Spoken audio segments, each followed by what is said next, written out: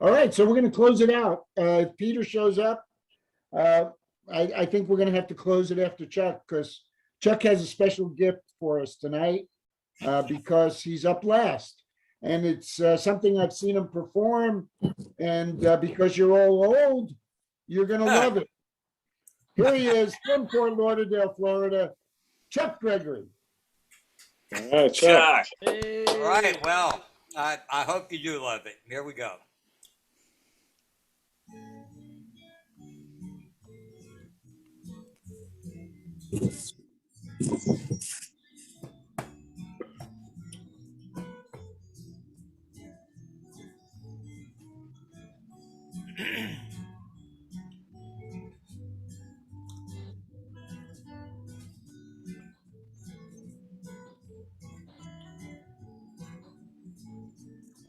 This song's called Alice's Restaurant. It's about Alice and the restaurant. But Alice's Restaurant is not the name of the restaurant. That's just the name of the song. That's why I called the song Alice's Restaurant.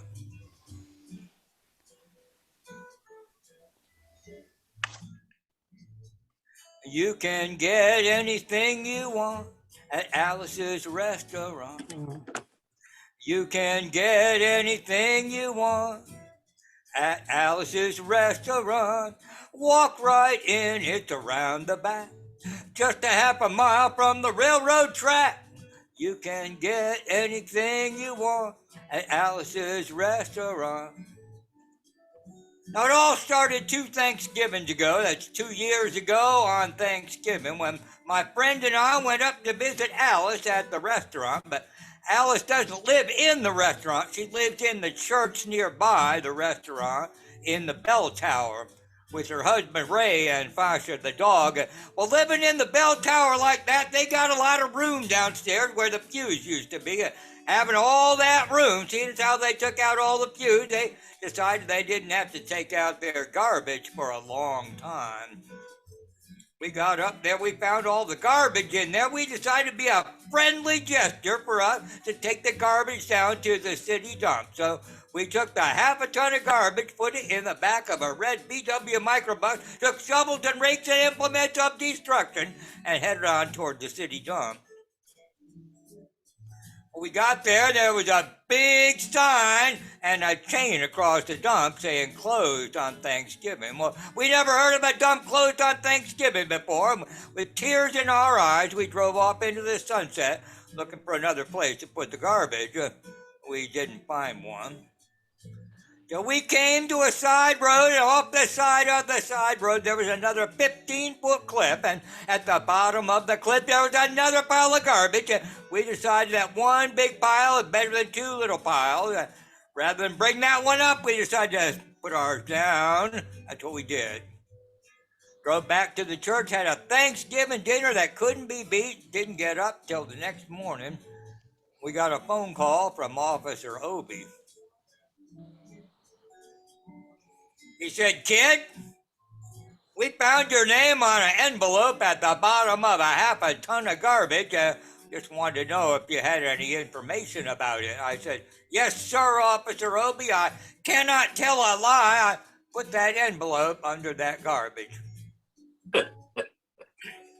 After speaking to him about 45 minutes on the telephone, we finally arrived at the truth of the matter. And he said we had to go down and pick up the garbage, and we also had to go down and speak to him at the police officer station. So we got in the red VW microbus with the shovels and rakes and implements of destruction and headed on toward the police officer station. Now, friends, there was only 1 or 2 things could have been done at the police station. First was he could have given it to a medal for being so brave and honest on the telephone. Which wasn't very likely. Didn't expect it. The other thing was he could have bawled us out, told us never to be seen driving garbage around the vicinity again, which is what we expected. When we got to the police officer station, there was a third possibility that we hadn't even counted upon, and we was both immediately arrested. Handcuffed. I said, "Obie, I don't think I can pick up the garbage with these handcuffs on." He said, "Shut up, kid. get in the back of the patrol car. That's what we did. We sat in the back of the patrol car, drove to the, quote, scene of the crime, unquote. I want to tell you about the town of Stockbridge, Massachusetts, where this happened. They got 3 stop signs, 2 police officers, 1 police car. But when we got to the scene of the crime, there was 5 police officers, 3 police cars, being the biggest crime in the last 50 years. Everybody wanted to get in the newspaper story about it. They was using up all kinds of cop equipment they had hanging around the police officer station. They were taking plaster tire tracks, footprints, dog smelling prints. They took 27 8x10 colored glossy photographs of circles and arrows and a paragraph on the back of each one explaining what each one was to be used as evidence against us. Pictures of the approach, the getaway, the northwest corner, the southwest corner. That's not to mention the aerial photography. After the ordeal, we went back to the jail. Obie said he was going to put us in the cell. Hey, kid, I'm going to put you in the cell. I want your wallet in your belt.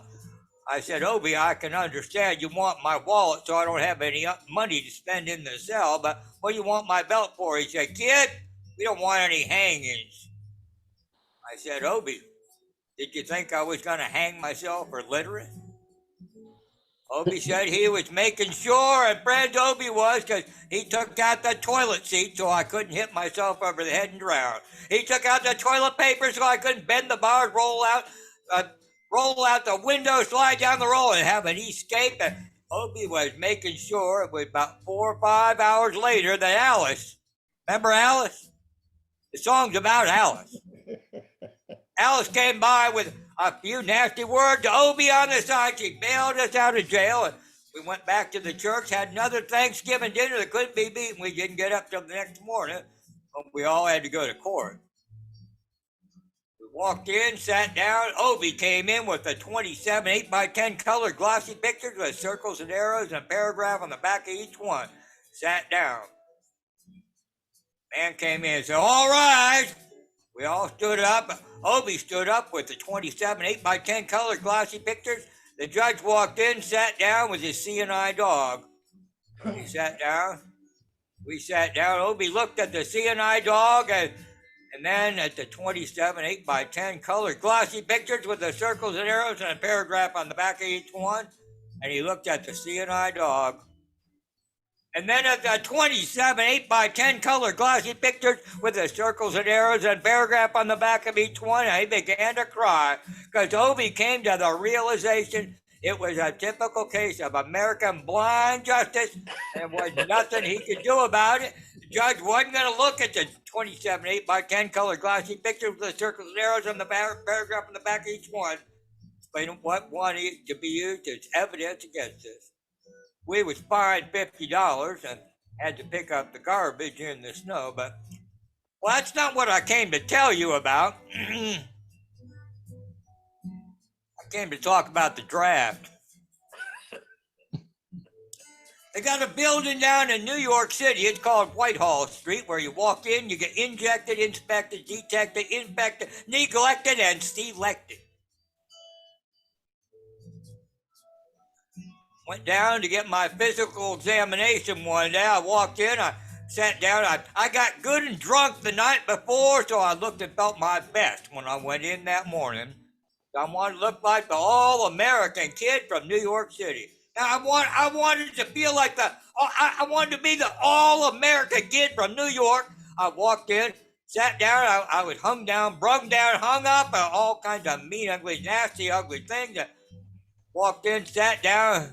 They gave me a piece of paper, said, kid, see the psychiatrist, room 604. So I went up there. I said, shrink, I want to kill. I want to kill. I want to kill. I want to see blood and gore and guts and veins in my cheeks. I eat dead, burnt bodies. Kill. Kill. Kill, kill. I started jumping up and down and yelling, kill, kill. He started jumping up and down with me, and we both jumping up and down and yelling, kill, kill. Sergeant came over, he pinned a medal on me, stepped me down the hall and said, you're our boy. Didn't feel too good about it. I proceeded on down the hall, get more injections, inspections, detections, knee collections, all kind of stuff they were doing to me at the thing there. And I was there for 2 hours, 3 hours, 4 hours. I was there for a long time. Going through all kinds of mean, nasty, ugly things. I was just having a tough time there. They was inspecting, injecting every single part of me, and they were leaving no part untouched. Proceeded through, and when I finally came to see the very last man, I walked in. I walked in, sat down. After a whole big thing there, I walked up and said, "What do you want?" He said, "Kid, we only got one question. Have you ever been arrested?" I proceeded to tell him the story of the Alice's Restaurant Massacre with full orchestration and 5-part harmony and stuff like that and all the... Well, he stopped me right there. He said, "Kid, did you ever go to court?" And I proceeded to tell him the story of the 27 8x10 color glossy pictures with the circles and arrows and the paragraph on the back of each one. He stopped me right there. He said, "Kid, I want you to go sit down on that bench that says Group W. Now, kid."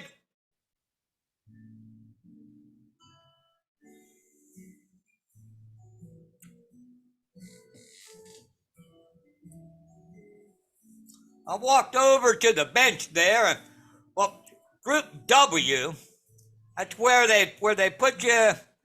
If you may not be moral enough to join the army after committing your special crime, there was all kinds of mean, nasty, ugly-looking people on the bench there. There's mother rapers, father stabbers,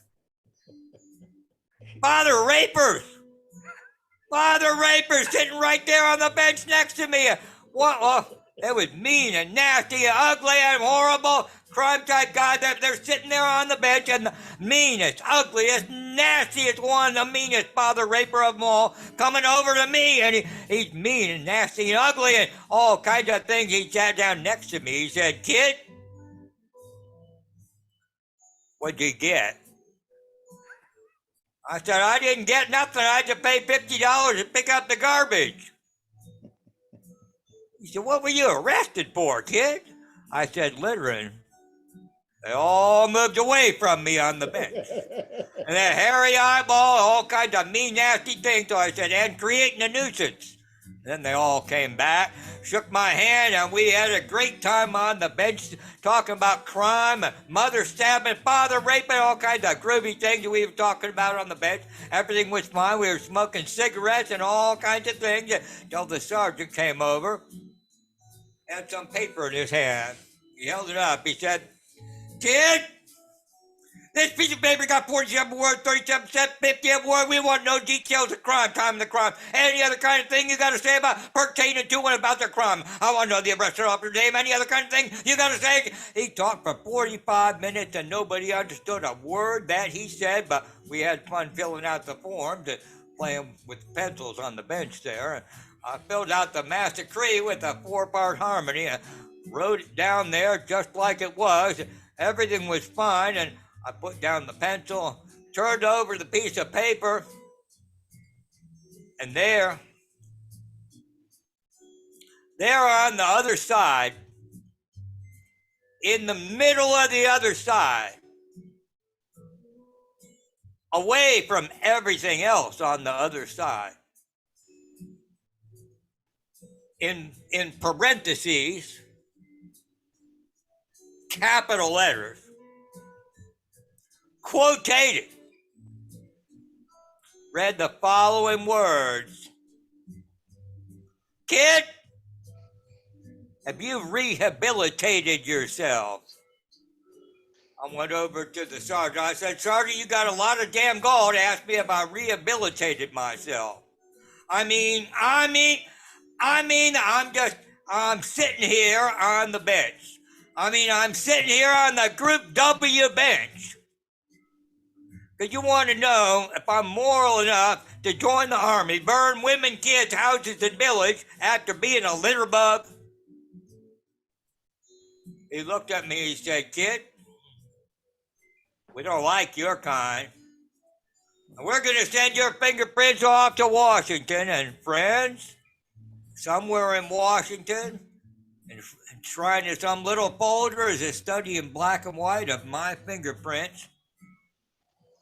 And the only reason I'm singing you this song now is because you may know somebody in a similar situation, or you may be in a similar situation. And if you're in a situation like that, there's only one thing you can do, and that's walk into the shrink wherever you are. Just walk in and say, "Shrink, you can get anything you want at Alice's restaurant," and walk out. You know, if one person, just one person does it, they may think he's really sick and they won't take him. And if two people do it in harmony, oh, they may think they're both faggots. They won't take either one of them. And if 3 people do it,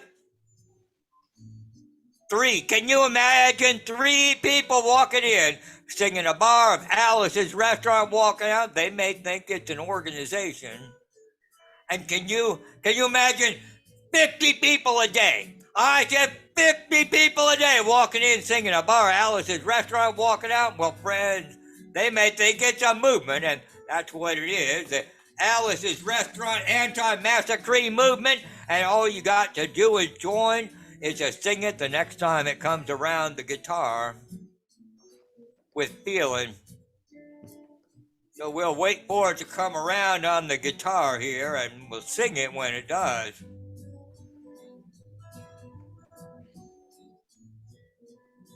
Here it comes. You can get anything you want at Alice's restaurant. You can get anything you want at Alice's restaurant. Walk right in, it's around the back. Just half a mile from the railroad track. You can get anything you want at Alice's restaurant. Except an Alice. That was horrible. You want to end war stuff, you got to sing loud. It's latency. You can put it loud. I've been singing this song for 25 minutes now. I can sing it for another 25 minutes, you know? I'm not proud. Or tired. Or tired. So we'll wait till it comes around again, this time with 4-part harmony and feeling. We're just waiting for it to come around. That's what we're doing.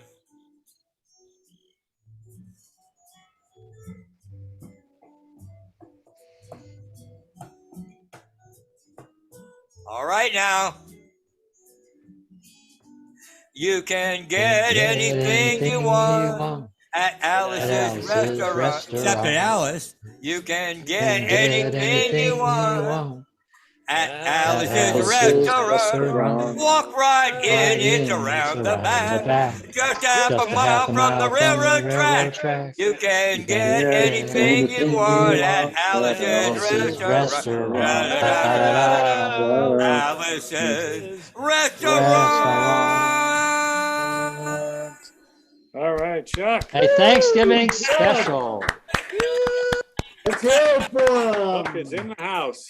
classic ending, guys. Classic ending to our very, very funny and entertaining show. Thank you, Chuck. Thank you all for staying. Thank you, Al. Thank you. Thank you, Al. Jesus, Chuck, I sang love along. It's highly entertaining. Thank you, Chuck. All It's right. like memories for all of us. Yeah. So, let's go to Every gallery Thanksgiving, view. I make my kids listen to the full 25-minute version of that song. And now they can All right. listen to Chuck. You can play Chuck for them. All right, thank you, everybody. Chuck, Thank you. TTFN. Mark, Thank you. Tim, Jay, See you next time. thanks for co-hosting. Great as always. Bruce, we loved you. Abby Uh-huh. and Pam, of course, is here every week. Thank you, Pam. All right, Yeah, that's thank it. you. Have a great Thank week. you. Wonderful TTFN. night, everybody. Keep smiling. Good night, everybody. Well done.